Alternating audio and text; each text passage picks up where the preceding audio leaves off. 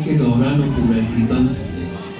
अनुष्ठान चक्र के दौरान अनुष्ठान की किसी भी अंश का रिकॉर्डिंग करना अथवा फोटो खींचना संपूर्ण रूप से मना है। धन्यवाद।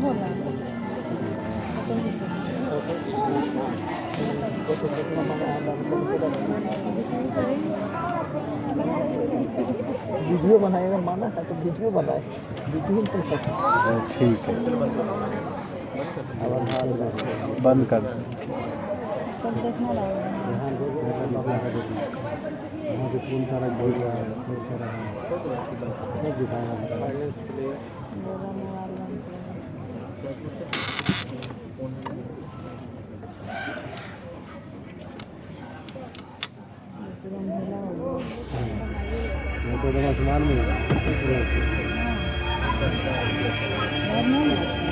देवियों, सज्जनों और नन्हे दोस्तों, नए रूप में सुसज्जित कोलकाता के एमपी बिड़ला तारामंडल में आपका स्वागत है। सभ्यता के प्रारंभ से ही मानव मस्तिष्क रात के आकाश को देख अचंभित रहा।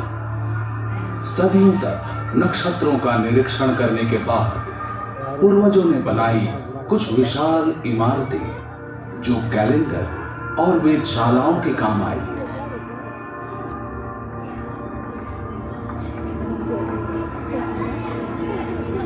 इंग्लैंड में लगभग 4000 साल पहले निर्मित स्टोनहेंज संभवतः अंग्रेजों की वेधशाला ही थी। प्राचीन माया सभ्यता द्वारा लगभग 1000 ईस्वी में निर्मित इस पिरामिड से नक्षत्रों और समय की गति का अध्ययन होता था।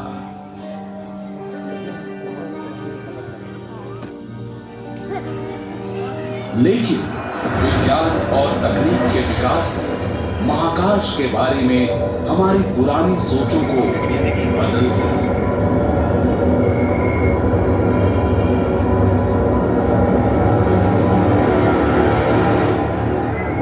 चलिए आज के समय की शुरुआत हम कोलकाता के क्षितिज पर हो रहे सूर्यास्त से करते हैं। संध्या काल का आकाश हमें संकेत देता है आने वाले अंधकार का।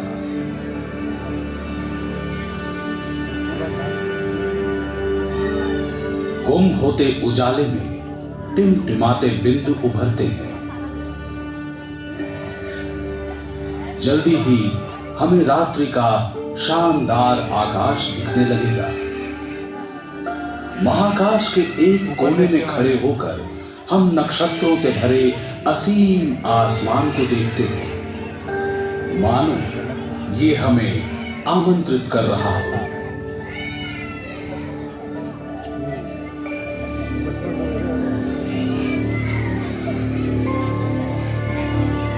अगर हम गौर से देखें तो पाएंगे कि कुछ तारे जरा बड़े हैं और दूसरों की तरह टिमटिमाते भी नहीं हैं।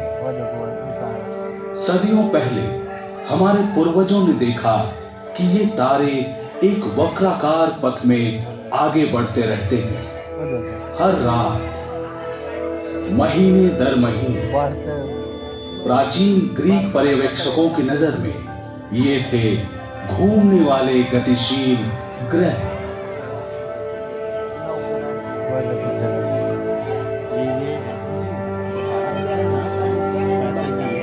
अब हम जानते हैं कि ये सुदूर में बसे खूबसूरत ग्रह हैं जिन्हें रोशनी मिलती है हमारे ही सूर्य से। जैसे जैसे समय गुजरता है पूरा आसमान पूर्व से पश्चिम की ओर बढ़ता है, लेकिन ये आसमान नहीं घूमता बल्कि हमारी धरती पश्चिम से पूर्व की दिशा में परिभ्रमण करती है। तारों से सज्जित शामियाने में सिर्फ एक नक्षत्र स्थिर है, ध्रुव तारा यानी पोल स्टार। कोलकाता में ये उत्तरी आसमान में 22 डिग्री की ऊंचाई पर दिखता है। रात के आकाश में इधर उधर बिखरे तारों में हमारे पूर्वजों ने महाकाश की संरचना को समझने की कोशिश की। उन्होंने देखा कि एक दूसरे की तुलना में ये तारे पूरे साल लगभग एक ही दूरी पर रहते हैं।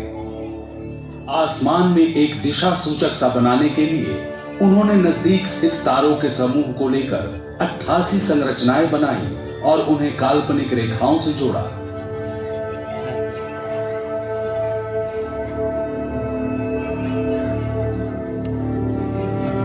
मनुष्य ने अपनी विलक्षण कल्पनाओं द्वारा इन बिखरे तारों को जानी पहचानी आकृतियों से बदल दिया, जिन्हें तारामंडल कहा गया।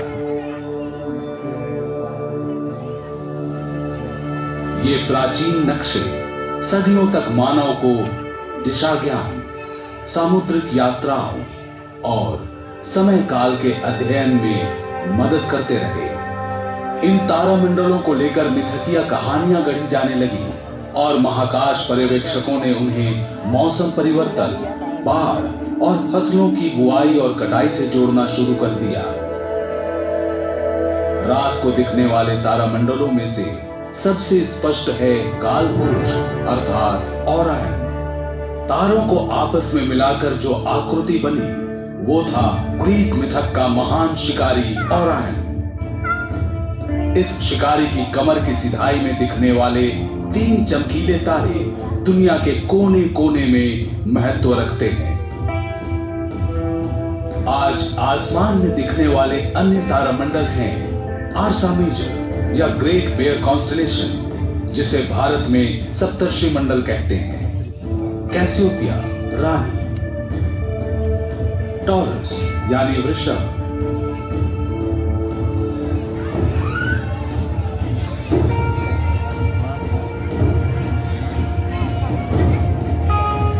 सिग्नस यानी हंस। तकनीकी विकास के साथ मनुष्य की नजर अब तारों से भी आगे है। महाकाश के अंधेरे भरे असीम और सुदूर इलाकों तक, जहां आंखें नहीं देख सकती, हमारी आंखों के सामने खुला पड़ा है पूरा ब्रह्मांड। अपनी विभिन्न चीजों और अद्भुत अकल्पनीय घटनाओं से भरा हुआ ब्रह्मांड।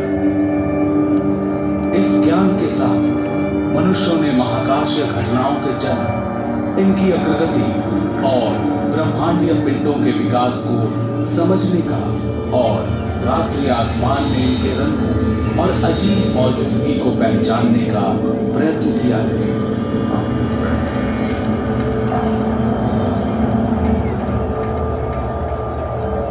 चलिए अब हम चलते हैं अनगिनत विविधताओं से भरे हैरत अंगेज महाकाश में।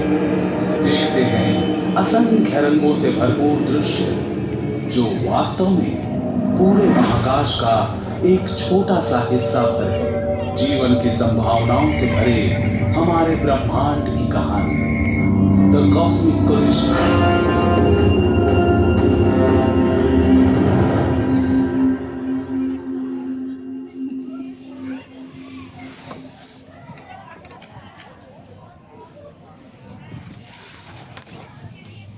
महाकाशीय सागर के एक किनारे खड़े होकर नक्षत्र बहुत शांत दिखते हैं। लगता है ब्रह्मांड में सब कुछ अनुशासित है। जब रात के अंधेरे में अचानक ही कुछ नया दिखता है तो हमें हैरत होती है। आसमान में धूमकेतु के आने से हमारे पूर्वज हमेशा आतंकित होते थे। सन 1631 में जब विसूरियस पर्वत का शिखर ध्वस्त हुआ तो उसके जलते लावा से इटली के 2 शहर बर्बाद हो गए। उस समय एक धूमकेतु दिखा और इस अजनबी घुसपैठिए को ही इस विनाश और विस्फोट का दोषी माना गया। 1665 ईस्वी में लंदन के लोगों ने प्लेग में हुई मौतों के लिए भी एक धूमकेतु को ही जिम्मेदार माना था। पहले लोग सोचते थे कि ऐसे धूमकेतु अशुभ होते हैं, किसी अनहोनी को जन्म देने वाले। आज हम जानते हैं कि धूमकेतु शुरू में सूर्य की परिक्रमा करने वाली बर्फीली चट्टानों के टुकड़े होते हैं, हमारे सौर मंडल के ग्रहों से काफी दूर। अगर इनमें से कोई सूर्य की गर्मी के नजदीक वाले परिक्रमा पथ में खींचा आता है तो बर्फीली सतह ठोस से गैस बन जाती है। पीछे छोड़ते हैं चट्टान और धूल से भरी मीलों लंबी पूंछ। लेकिन धूमकेतु की पूंछ के चट्टानी टुकड़े जो उल्का पिंड कहलाते हैं धरती के वातावरण से टकराएंगे। टकराते ही ये जल उठेंगे, ज्वलंत उल्काओं का स्रोत फूटेगा।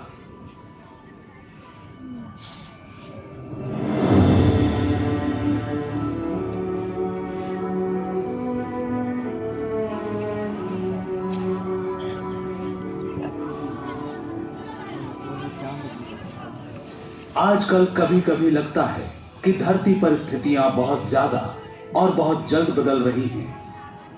बात सिर्फ धरती की नहीं, ब्रह्मांड में परिवर्तन ही शाश्वत है। नक्षत्र, ग्रह, अन्य निहारिकाएं भी हमेशा गतिशील हैं, हमेशा ही गुरुत्वाकर्षण के चिरस्थायी बल से बंधी हुई हैं। कभी कभी ये आपस में टकरा जाते हैं।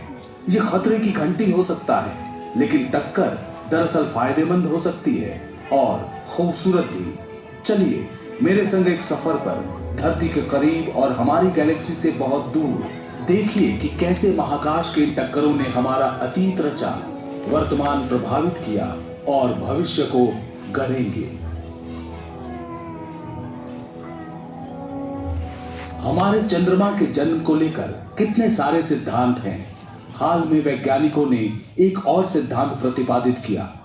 समय काल में पीछे चलते हैं 4.5 अरब साल पहले अतीत में, जानते हैं कि उनके अनुसार क्या हुआ था।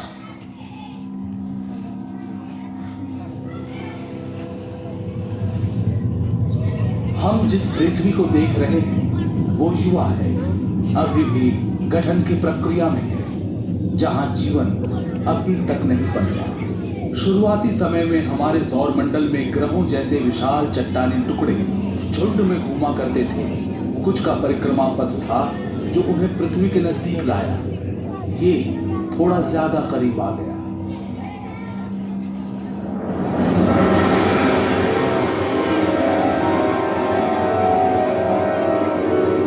इस टक्कर से पृथ्वी लगभग नष्ट हो गई। अंतरिक्ष में फैला पिघला हुआ लावा, ज्यादातर लावा वापस विध्वस्त ग्रह पर गिरा।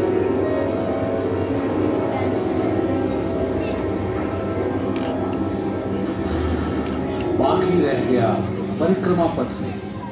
गुरुत्वाकर्षण के कारण बाहरी महाकाश में नहीं जा पाया।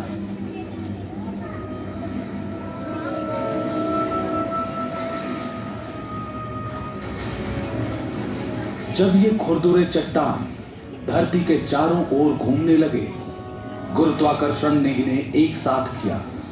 ये टकराते गए, जुड़ते गए, इनका आकार बड़ा होता गया।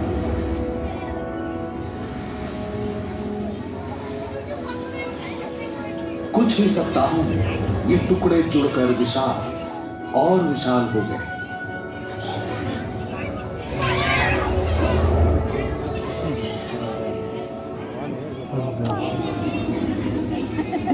मम्मी मुझे पता हुआ है।